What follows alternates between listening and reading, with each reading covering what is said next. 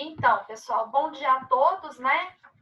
Como eu falei para vocês acerca da pós-síncrona, todo mundo já tem os 12 pontos da pós-síncrona. O que pode acontecer é que vocês podem vir a perder esses pontos. Bom, isso é a metodologia que eu, particularmente, estou adotando de acordo com a proposta das minhas aulas nesse semestre, tá? Então, o professor, eu imagino que tem essa liberdade, eu optei em fazer dessa forma, porque a minha dinâmica de aula é que essa pós-síncrona seja uma revisão de conteúdo, certo? Então, seja uma retomada de conteúdo. Se é uma retomada de conteúdo, partindo do pressuposto de que agora para frente vai ser muito necessário o uso das mídias, né? Principalmente por esse meio que a gente está fazendo, as audiências já eram assim, agora ficou mais ainda. Então, um dos objetivos dessa pós-síncrona acontecer nesse momento agora é que vocês tenham já esse hábito, né, de falar por meio de um canal digital, igual a gente está fazendo, consigam formular frases, ideias, né? Então, é permitido ler também a questão. O objetivo aqui é que a gente compartilhe e faça uma troca aí de ideias quanto à questão da pós-síncrona, tá? Então, veja bem, repetindo, quem é que não vai ter o ponto da pós-síncrona? Quem não estiver em aula. Então, eu já vou providenciar agora para confirmar aqui quem está em aula.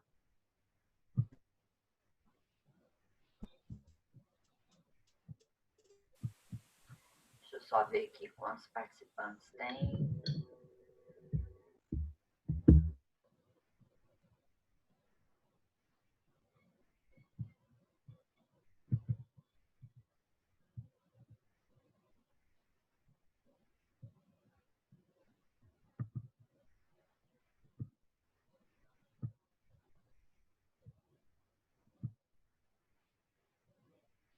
Isso, beleza.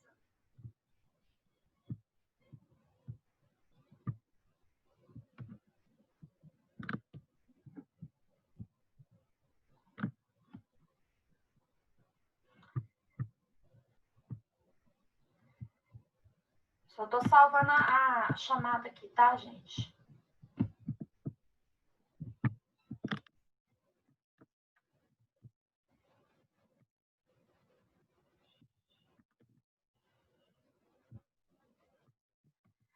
Bom, então, os alunos que não estiverem em aula, né, não estiverem participando, eles não vão ter o ponto, certo? Então, eu já vou fazer o seguinte, vou deixar livre para quem quiser responder. À medida que for respondendo, já vai tirando das semanas seguintes, tá bom? Lembrando que o caso, então, eu vou comentar o caso da pós-síncrona, era da menina, da Maura, que tinha adquirido um plano, que era o Ligue Mais, de uma operadora de telefonia por R$ 53. Passados o terceiro mês da contratação, não foi mais enviado para ela a fatura, e além de não enviar a fatura, houve um aumento do plano de R$ 11, ele passou a ser cobrado R$ 64. Só que Maura, com a vida corrida dela, ela foi pagando, porque como a fatura não era enviada, ela conseguia pagar na lotérica, ela não via discriminado, não via o que estava discriminado ali do valor que ela estava pagando. Depois que ela pagou um ano, aí ela pediu, né? Olha, eu tô achando isso estranho, me manda aí as faturas, porque isso não está correto. Quando a fatura foi enviada para ela percebeu que ela não estava pagando pelo plano Ligue Mais, mas sim pelo plano Ligue Muito Mais. Aí a primeira pergunta era: o caso envolve a fase da pontuação ou da solicitação? Eu comentei semana passada alguma coisa sobre isso, né? E até para vocês terem, acostumarem aí como que funcionaria.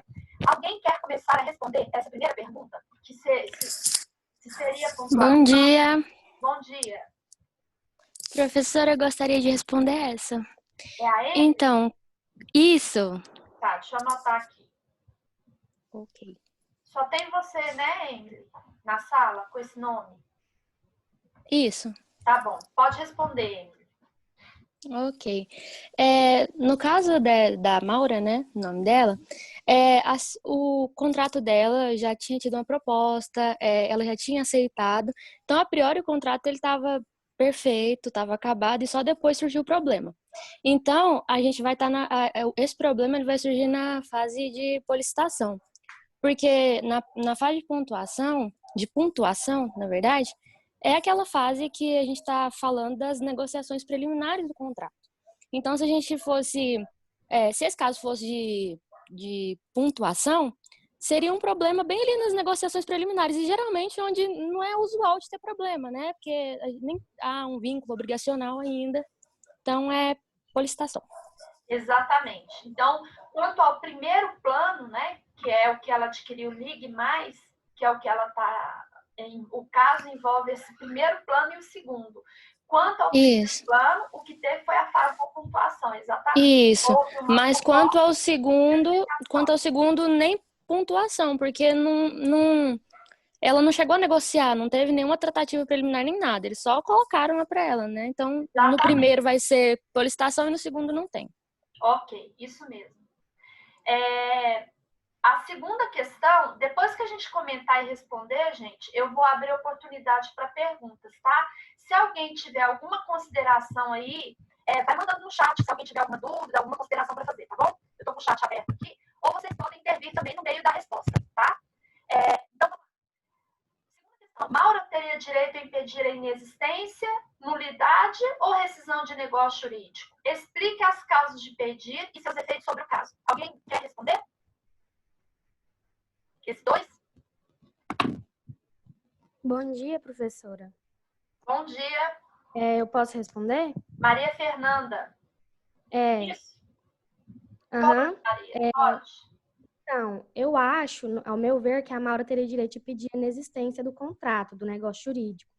Porque, no caso, como a senhora explicou a aula passada, existem certos requisitos que são essenciais para o negócio ele existir. E nesse caso, do caso da Maura, do plano Ligue Muito Mais, faltou a declaração de vontade dela, porque ela sequer ficou sabendo da mudança do plano. Então, como faltou a declaração de vontade dela, logo o contrato, o negócio, ele não existe. Exatamente. Corretíssimo. Então, esse é o meu posicionamento. Agora, eu já vou pegar um gancho aqui, fazendo uma observação. Vocês estão estudando agora, vão começar a teoria geral do processo.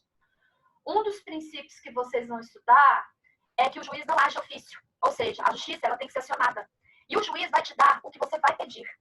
Então, lembrando do nosso desenho, da nossa imagem da escada pontiana, que inclusive no AVA eu postei junto da pós-síncrona, para que quando vocês estivessem respondendo, lembrassem da escada pontiana.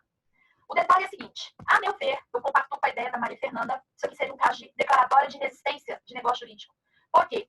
Não subiu nem o primeiro degrau. O primeiro elemento e o mais importante para dizer se um negócio existiu ou não é você pensar, houve vontade livre e consciente? Houve manifestação dessa vontade? Nesse caso, como a Emily disse, não teve nem vontade. Ela não é nem um caso de solicitação. Ela não foi questionada, né? Não mandaram proposta para ela do plano Ligue Muito Mais. O que fizeram proposta foi do plano Ligue Mais. Deixa eu só ver aqui, tem uma mensagem aqui. O áudio está travando. É o meu ou é o de vocês?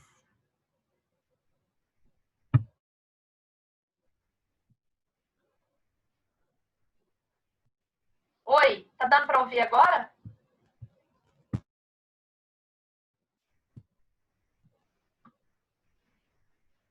Peraí.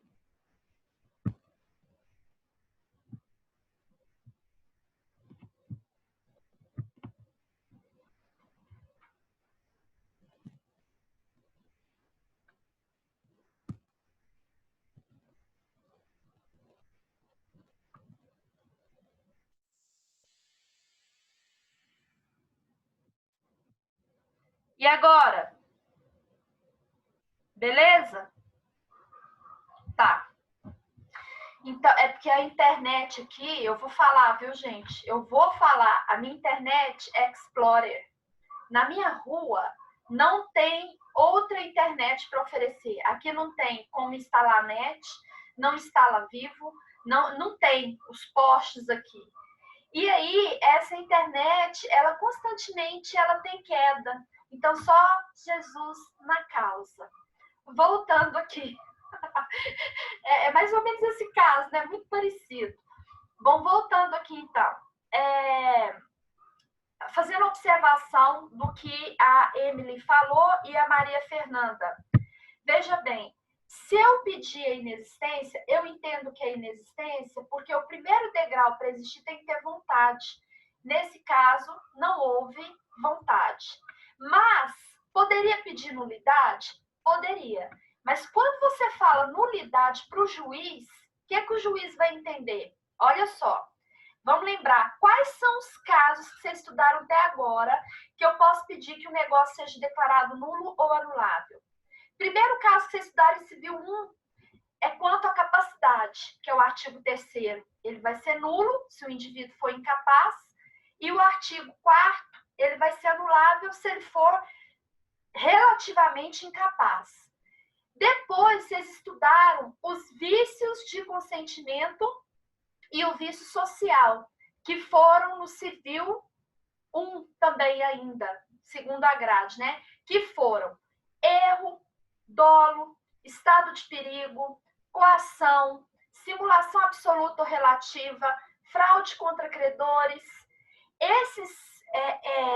Esses vícios aí, eles podem tornar o ato nulo ou anulado. Então, veja bem, como o juiz não age de ofício, aí nós vamos aplicar a hermenêutica. Quando eu viro para o juiz e falo que o negócio é inexistente, o que o juiz vai entender com esse nomen iuris, com essa expressão que tem um significado, tem um resultado? Ele vai entender o seguinte: a Priscila não contratou e sequer perguntaram para a Priscila. Então, isso é muito grave, porque envolveu o nome da Priscila, que é o seu bem maior, em negócio jurídico inexistente. E o nome da pessoa é inalienável e qualquer reclamação ele é imprescritível. Não sei se vocês se lembram disso. Ótimo. Mas se eu peço para o juiz nulidade, o que o juiz vai entender? A Priscila quis contratar o plano. Beleza. Só que a enganaram. Ofereceram gato por lebre. Ofereceram ligue mais, mas na verdade cobraram por outro. Então a Priscila foi vítima de dolo e também de lesão, porque isso tornou para ela extremamente oneroso, mas ela quis envolver o seu nome nesse negócio. O que o juiz vai me dar de dano? Compara aí na balança. O que vocês acham que vai pesar mais? É a inexistência, eu alegar inexistência, o juiz vai ter que me responder, ou eu alegar nulidade? Quando eu alego inexistência, eu estou dizendo que meu nome foi envolvido num negócio que eu não sabia. Quando eu alego nulidade, eu sabia, eu quis, mas eu fui enganada. Me mandaram um e falaram outro. O que vai pesar mais, gente, é inexistência, igual a Vanessa colocou aqui no chat. Então, isso que eu estou dizendo, por isso que tem gente que entra com a mesma demanda judicial, o mesmo caso, a mesma situação, mas aí você ouve assim, mas foi o mesmo caso da fulana, por que o juiz deu esse valor e na outra deu outro? Por que nesse ganhou e no outro perdeu essa parte? Exatamente isso. Você vai pedir para o juiz e ele vai te dar aquilo que você está pedindo. Agora, eu creio que vocês entenderam bem essa questão da inexistência e da nulidade. Não confundam nas escadas pontianas com a rescisão que vocês estudaram no semestre passado. Vocês estudaram que a extinção de um contrato se dá por resolução. Essa resolução pode ser unilateral, bilateral. Bilateral ela é chamada de distrato, que quando os dois não querem mais o contrato, e a rescisão, o elemento, a raiz da rescisão, a causa de pedido da rescisão é a pessoa ter sofrido uma lesão e ter sido enganada. Então, quando eu peço rescisão de um contrato, é porque está descumprindo aquilo ali e a pessoa foi prejudicada financeiramente, certo? Por isso que vocês estudaram as teorias lá da imprevisão, da onerosidade excessiva. Então, visualize a escada pontiana de novo. Quando eu falo rescisão de um negócio, seja resolução, que foi o que vocês estudaram depois, que estudaram lá a evicção, etc., eu estou dizendo para o juiz, excelência, eu quis o negócio, subiu o primeiro degrau, esse negócio é válido, subiu o segundo degrau, só que a parte não cumpriu as cláusulas, e essas cláusulas são chamadas de condições a princípio, né? Porque todo contrato ele pode ter início e fim. Se ele tem início e fim, ele tem termo. Termo inicial, termo final. Mas aquelas situações no meio ali, para você cumprir, são as condições, que é o evento futuro e incerto. Então, você está dizendo, excelência, subiu o primeiro degrau, quis o negócio, subiu o segundo degrau, tem validade, mas eu não quero mais continuar isso. Tanto eu posso não querer, por conta de uma onerosidade excessiva, igual vai acontecer muito agora no Covid. Por exemplo, eu tenho um contrato com um dentista que está negociado o meu tratamento até 2022. Mas eu fui demitido, não tenho condição de continuar, e eu vou pedir para o juiz para rescindir ou resolver esse contrato, porque está oneroso para mim, porque eu fui pega por um elemento surpresa, fundamento na teoria da imprevisão, ou seja, eu não estou descumprindo nada, eu não estou com atraso em nada, está tudo em dias, mas eu estou pedindo para o juiz tirar, inclusive, a multa rescisória, porque eu não consigo mais manter. E se for para eu pagar a multa rescisória, vai tornar oneroso também para mim. Então, é possível resolver um contrato, da minha parte, pedir para tirar a multa rescisória? Sim, por isso que vocês estudaram o fundamento da onerosidade excessiva. Eu posso pedir até a cláusula penal, né? Retirar a cláusula penal, por isso que estudaram a teoria da imprevisão, que é o caso do Covid. O Covid é a aplicação da teoria da imprevisão, e a onerosidade é a situação que torna ônus muito pesado para a parte. Você pode pedir essa resolução do contrato. E o outro caso de resolução é por inadimplemento. Você tem, por exemplo, um carro que você financiou, falta ainda pagar 10 parcelas, você foi demitido, não consegue mais, já está em atraso uma parcela. Lembra que nessa matéria do terceiro degrau, que é a resolução do contrato, gente, quem deve estar errado. Então, para você pedir uma resolução pela onerosidade ou pela teoria da imprevisão, que foi o que eu acabei de falar, eu quero resolver, você não pode estar inadimplente. Se você estiver inadimplente, você já está errado. Você não tem fundamento para pedir a rescisão por essas razões da teoria da imprevisão da onerosidade. Aí, quem pode pedir a rescisão é a outra parte, vamos imaginar aí o credor, te cobrar multa rescisória, atraso, verba administrativa, e lá vai o tanto de trem que tem aí, tá bom? Então, essa é a diferença. Lembrando, então, que quando eu falo de rescisão, ela pode acontecer o termo geral, que é a resolução, ela pode acontecer por ato de inadimplemento, que é um ato voluntário, ou adimplemento, ninguém está em atraso, que é um ato involuntário decorrente de um caso fortuito, força maior, teoria da previsão ou onerosidade excessiva, certo? Bom, então, não seria um caso de rescisão aí, que é uma revisão rápida que eu fiz com vocês aí dessas diferenças.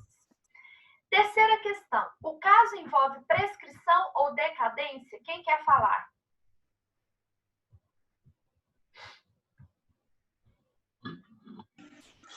Professora, eu quero falar um pouco sobre isso. É o Vitor, né? Uhum.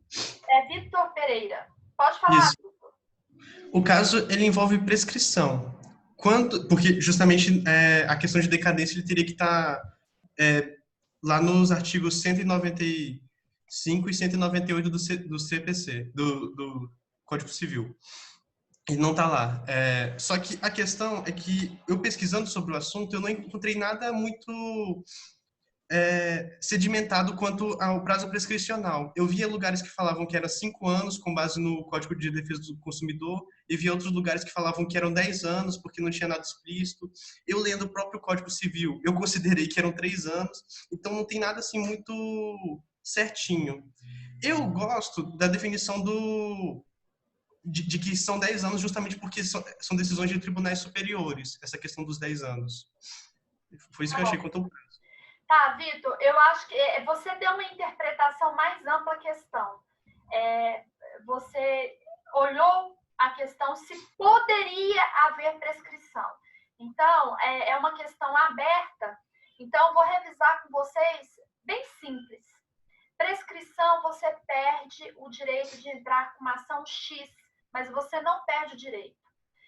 Nesta matéria, como eu estou falando aqui, que ela pagou durante 1 ano, eu queria saber se, por ter pago 1 ano, se ela perdeu o direito de reclamar uma ação em razão disso. E como você resumiu aí, seja 3 anos, seja 5 anos, seja 10, ela não perdeu.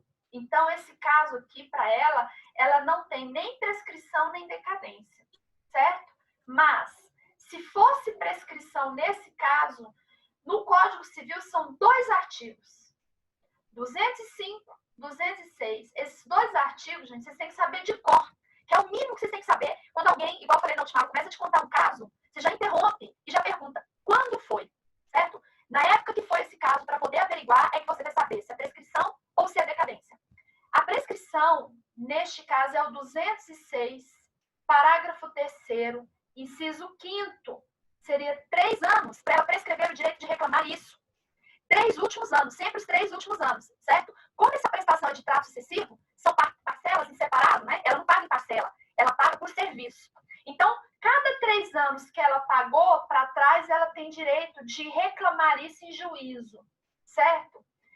A decadência aqui não cabe, né? Ela não vai perder o direito justamente porque é um caso de trato sucessivo. Qual a diferença? Você já deve ter ouvido essa expressão, né? Trato sucessivo ou prestação continuada. Quando você compra em parcela, é quando você compra, por exemplo, um objeto que vale 1.000, divide em 10 de 100. Isso é parcela. O trato sucessivo não é isso. Então, veja bem que eu vou voltando à questão do Vitor. Quando eu compro um objeto, um celular, por R$1.000, e esse celular tem um defeito, eu vou aplicar aqui o fato do momento que eu adquiri esse celular, que foram os vícios ocultos que vocês estudaram, vício redivitório, para bens móveis e imóveis. Ele falou do CDC. O CDC é pior que o Código Civil, porque o CDC ele usa o prazo de decadência, tá? Que é o artigo, agora eu me esqueci, 26 do CDC. Ele vai falar para bens duráveis e não duráveis. Os bens não duráveis, o prazo decadencial é 30 dias. Os bens duráveis, o prazo decadencial é 90 dias. Por que ele é pior? Primeiro que ele faz em decadência. E o prazo é muito pequeno. Então, esse celular seria em 90 dias, eu teria como reclamar. Passou de 90, eu não tenho como reclamar mais. O pessoal está com ruído ainda? Passou aqui que está com ruído. Aqui, ainda está ou não? Porque para mim não está aparecendo. Professora, gostaria de fazer uma observação. Oi? Eu gostaria de fazer uma observação no que a senhora está falando em relação à prescrição e decadência no caso da Ana, que a senhora citou. Aham. Eu acredito que nesse caso não caiba prescrição, porque esse caso citado envolve o nome da Ana, e isso faz parte dos direitos da personalidade. E quando envolve casos de direitos de personalidade, eles fazem parte das ações que são imprescritíveis. E isso, por esse fato, ele não se esgota. Então, no caso, ela poderia ter feito a solicitação com 3 anos, com 5 anos, com 10 anos, que ainda caberia a ação. Porém, para ela poder exigir o valor que ela pagou de um plano que ela não contratou, aí sim ela poderia fazer essa solicitação. Exatamente, Fernanda. Há uma diferença aí entre dano moral e dano material. O dano material é que é o artigo 206, parágrafo 3º, inciso 5º. O dano moral é imprescritível pela razão que a Fernanda. Fernanda de quê? Fernanda Salles. Salles? Isso. Que a Fernanda Salles falou. Quando envolve nome é imprescritível, gente, tá? Então, voltando, o raciocínio que eu quero que vocês entendam, se eu compro um celular de R$1.000 em 10 parcelas de 100, e esse celular tem um problema, eu tenho um prazo para reclamar por esse celular. Pelo CDC, de até 90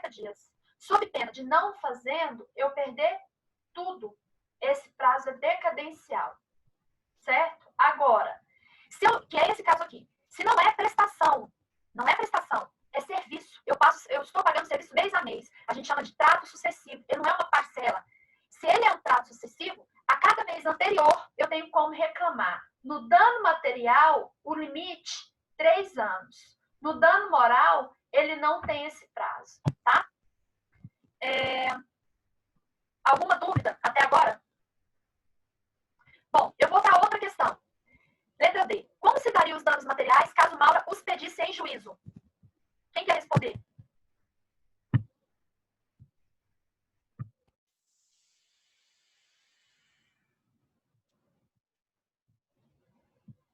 Quem quer responder, gente? Oi? Então, vou escolher. Nós temos 7 minutos aí. Vou escolher, então. Henrique de Oliveira. Henrique de Oliveira.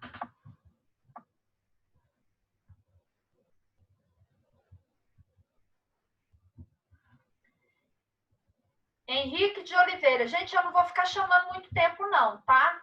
Ou manifesta no chat, ou manifesta no áudio. Se eu chamar não responder, já está sem ponto. Sem um ponto igual eu expliquei na última aula. Henrique de Oliveira.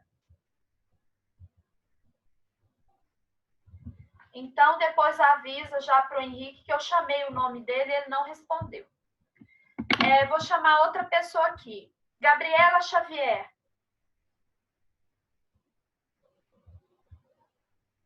Gabriela Xavier. Oi, professora. Oi, Gabriela. Gabriela, Oi. eu praticamente respondi e a Fernanda também praticamente respondeu essa questão. Como se dariam os danos materiais caso Maura os pedisse em juízo? Como isso seria? Eu coloquei que podia pedir restituição, mas eu não sei se está certo, porque eu já tinha respondido antes dela falar aí, aqui no meu cadastro. Tá, e seria restituição de que forma? Como é que você pediria essa restituição? De todo o valor ou só do que você Não, da pagou a quantia mais? que ela pagou de R$64, né, no todo. Mas Tá. aí pelos R$11 que ela não, que passou, porque antes era 54, né? Uhum. Então você pediria todo o valor por mês? Não, só pelos R$11 que passou. Tá. Me fundamenta. Gente, aprenda a raciocinar no direito, por isso estudar lógica e hermenêutica. Por que você pediria os R$11? Tudo tem uma justificativa. Por qual motivo você pediria só os R$11?